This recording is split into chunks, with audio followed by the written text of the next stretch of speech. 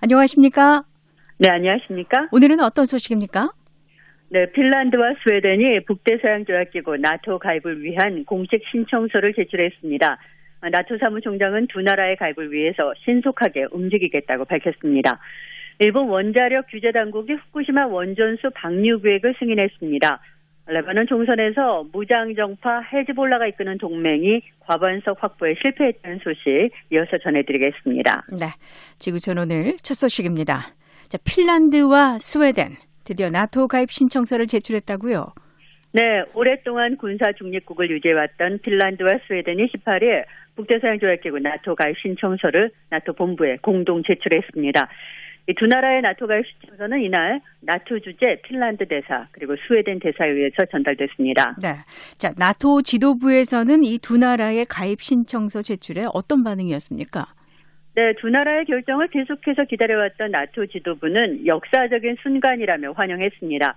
옌스 스톨텐베르크 나토 사무총장은 이날 두 나라 나토 대사와 함께 가진 공동 기자회견에서 핀란드와 스웨덴의 나토 가입 요청을 따뜻하게 환영한다면서 이 두 나라는 나토의 가장 가까운 파트너라고 강조했습니다. 네. 자, 가입 신청하는 데서부터 정식 회원국이 되는 데까지 시간이 좀 걸린다고요? 네, 통상 이 신청서를 제출하면 이 신청서의 내용을 검토하는데 약 2주 정도 걸리는데요.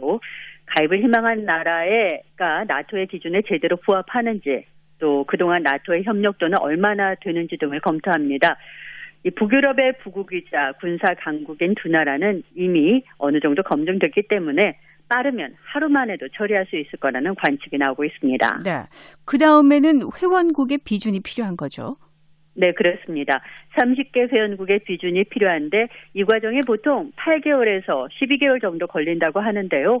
하지만 스톨텐베르크 사무총장은 기자회견에서 나토는 이 역사적인 순간을 붙잡을 준비가 돼 있다면서 핀란드와 스웨덴이 나토에 가입할 수 있도록 신속하게 움직일 거라고 강조했습니다. 네, 그러면 회원국의 협조가 제일 중요하겠네요.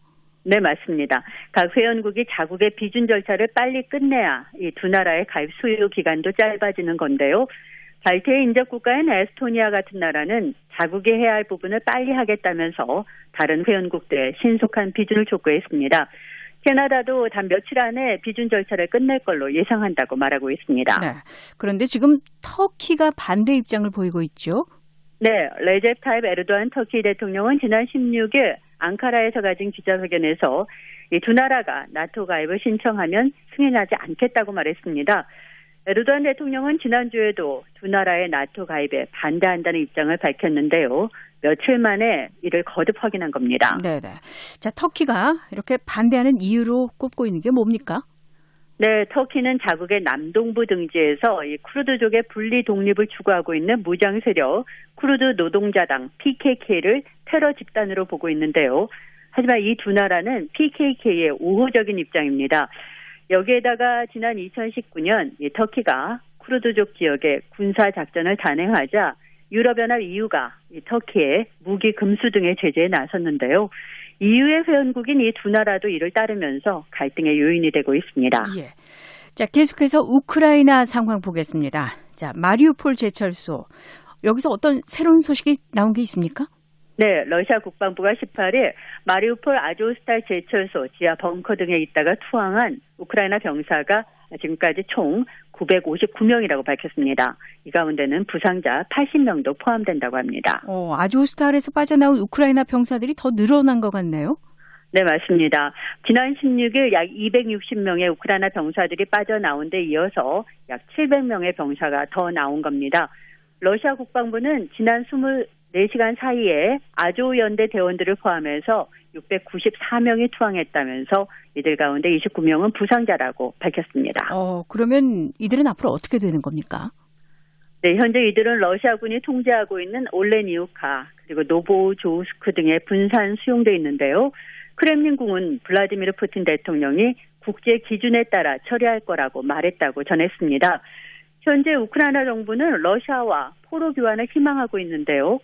하지만 러시아 관영 언론은 18일 이들에 대한 전범 재판을 추진하고 있다고 보도해서 앞으로 이들의 처리 문제가 큰 쟁점이 될 전망입니다. 네. 자, 이런 가운데 이스라엘이 우크라이나에 물자를 추가로 제공했다는 소식이 있습니다. 네, 이스라엘 국방부가 18일 성명을 내고 우크라이나에 방탄 헬멧 2,000개, 방탄조끼 500개를 전달했다고 밝혔습니다. 이스라엘은 그동안 헬멧과 조끼 역시 군수품으로 오인되거나 전용될 수 있다고 우려하면서 우크라이나의 지원 요청을 거부해 왔는데요. 지난달에 인도주의적 지원의 일부로서 우크라이나 민간단체들의 사용 용도 또 비상용 목적으로 이를 제공하기로 했습니다.